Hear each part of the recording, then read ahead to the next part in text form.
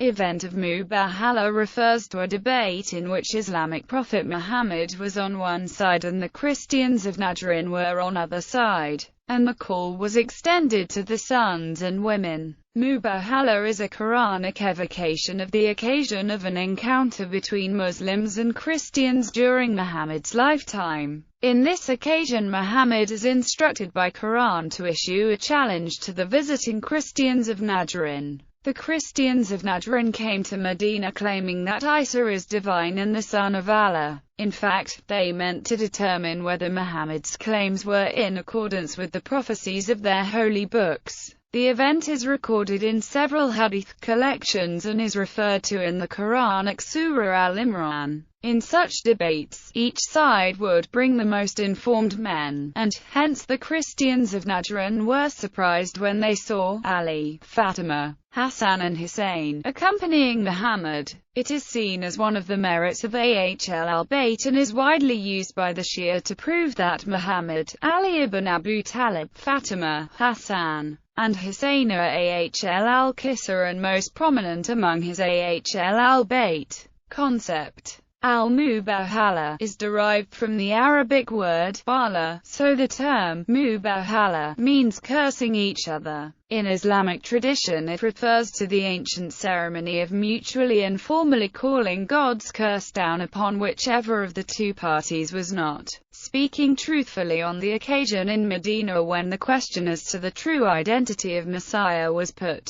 It is an instance of Quran's critique of a central Christian doctrine, the doctrine of the Incarnation. This event of Mubahala might serve as a Quranic icon for the character of the Christian-Muslim dialogue which took place within the world of Islam. After the Islamic conquest and after Christians in the occupied territories adopted the Arabic language, in this milieu Muslims challenged and critiqued major points of Christian faith, and Christians responded in defense of their defining doctrine and practice. Background: in the 9th year of Hijrah, Muhammad is said to have written a letter to Abdul Haris ibn al-Qama. In response to that letter, the Christians sent a representative deputation to Muhammad. On that occasion, the discussion between them had turned to the subject of Jesus, the Messiah, and the question of what is the truth concerning him. Muhammad preached to them and requested them to accept Islam. The Christians, however, were not convinced. Their argument was that Jesus was born without a father, so he was the Son of God. Thereafter, according to the traditional account on this occasion, the following verses came down to Muhammad. Surely the likeness to Jesus is with Allah as the likeness of Adam. He created him from dust, then said to him, Be, and he was. The truth from your Lord, so be not of the disputers. Muhammad recited the verses to them, and after lengthy discussions which have been presented in detail in Ibn Hisham's Sirath, no agreement was reached on the position and standing of Jesus. At the end of the discussions, the Prophet was instructed to suggest that the two sides engage in Mubahala. Verse of Mubahala. The Quran envisions a continuous dialogue between Muslims and Christians. In the same time, however, it assumes that the dialogue between Jews, Christians, and Muslims will sometimes take the form of arguments about religion, for one passage says, Do not dispute with the people of the book save in the fairest way, except for those who are evildoers, and say, We believe in what has been sent down to us and what has been sent to you. Our God and your God are one, and to him we are submissive. There is one Quranic narrative in particular in which the occasion of revelation of a passage, according to Islamic tradition, was the visit of Najran to Muhammad in Medina, which is recorded in Surah Al-Imran, is regarded as verse of Mubahala. Then whoever argues with you about it after this knowledge has come to you, say, Come, let us call our sons and your sons, our women and your women, ourselves and yourselves, then supplicate earnestly together, and invoke the curse of Allah upon the liars among us. According to Sidney H. Griffith, it is interesting to note in this connection that while the Quran invokes malediction and curse, it nevertheless also on the face of it, once the adversaries would have stacked their lives and those of their loved ones of their own steadfastness in faith. leaves the judgment between the two parties in this matter in the hand of God. The commentators agree that the verse of Mubahala was occasioned by the visit of the Christians of Najran who did not accept the Islamic doctrine about Jesus. According to Al-Mazan by Allama Tabatabai, a Shia scholar, the first us in this verse has a different import from the plural pronouns used in our sons, our women, and our near people. The former refers to the both Islam and Christianity sides, while the other three, our s, refer to the side of Islam only. This way, a meaningful short sentence implies a longer sentence equal in meaning. Based on Madalung, interpreting the term our sons as the two grandsons of the Prophet is reasonable, and consequently the parents, Ali and Fatima, may be included in this verse. Participants. The members of the Muhammad family who were expected to participate this event is not modified in some of the Sunni sources, while some others mention Fatima, Hassan and Hussein as the participants.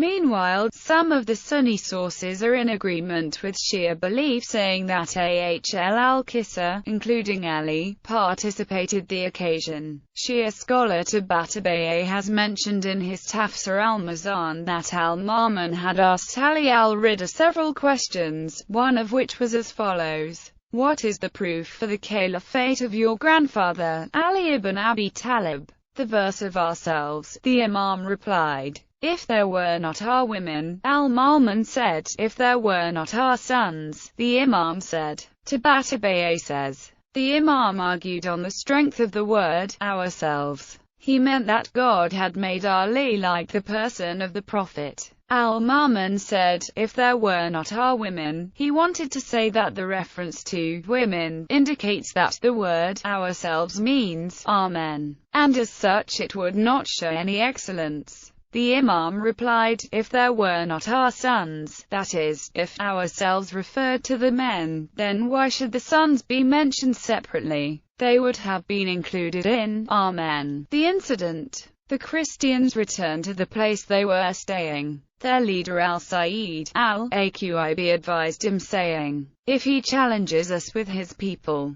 we accept the challenge, for he is not a prophet, but if he challenges us with his family in particular, we don't challenge him, for he is not going to put forward his family unless he is truthful. It was on the morning of 24th Dhul-Hijjah that Muhammad emerged at the appointed time. He brought only select members of his family, carrying Hussein in his arm with Hassan holding his hand, followed by Fatima and Ali, and said, this is my family, and covered himself and his family with a cloak. He offered to do the Arabic tradition Mubahala, where each conflicting party should cover themselves, and together all parties ask God sincerely to destroy and inflict with curses on the lying party and their families. The Christians consulted each other, and Abdul Haris al-Bni al-Kamath, the greatest scholar among them, talked them out of carrying out the Mubahala. The Christians refused, so Muhammad gave them two alternatives: either to convert to Islam or to pay jizya, a tax on free non-Muslims under Muslim rule. The Christians continued, asking Muhammad to send with them a trustworthy man to aid them in judging monetary disputes amongst themselves.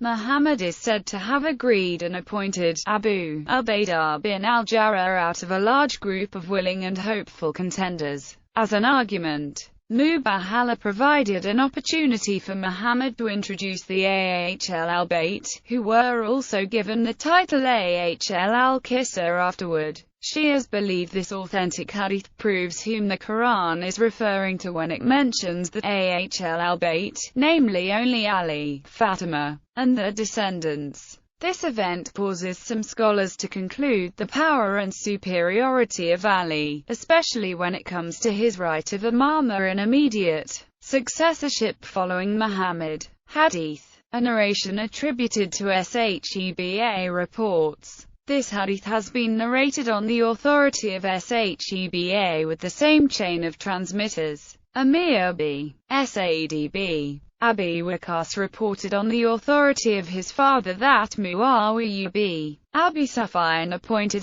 Sad as the governor and said, "What prevents you from abusing Abu Turab?" Whereupon B said, "It is because of three things which I remember Allah's messenger having said about him that I would not abuse him, and even if I find one of those three things for me, it would be more dear to me than the red camel." I heard Allah's messenger say about Ali as he left behind him in one of his campaigns. Ali said to him, "Allah's messenger, you leave me behind along with women and children." Thereupon Allah's messenger said to him, "Aren't you satisfied with being unto me what Aaron was unto Moses? But with this exception that there is no prophet after me." And I heard him say on the day of Qarabah, "I would certainly give this standard to a person who loved Allah and his messenger, and Allah and his messenger love him too." He said, "We had been anxiously waiting for it, when he said, 'Call Ali.' He was called and his eyes were inflamed. He applied saliva to his eyes and handed over the standard to him, and Allah gave him victory." When the verse was revealed, "Let us summon our children and your children," Allah's messenger called Ali, Fatima, Hassan and Hussein and said, "O Allah, they are my family." Sahih Muslim 31-5915. Eid al-Mubahala. Eid al-Mubahala is an annual Muslim commemoration of Mubahala,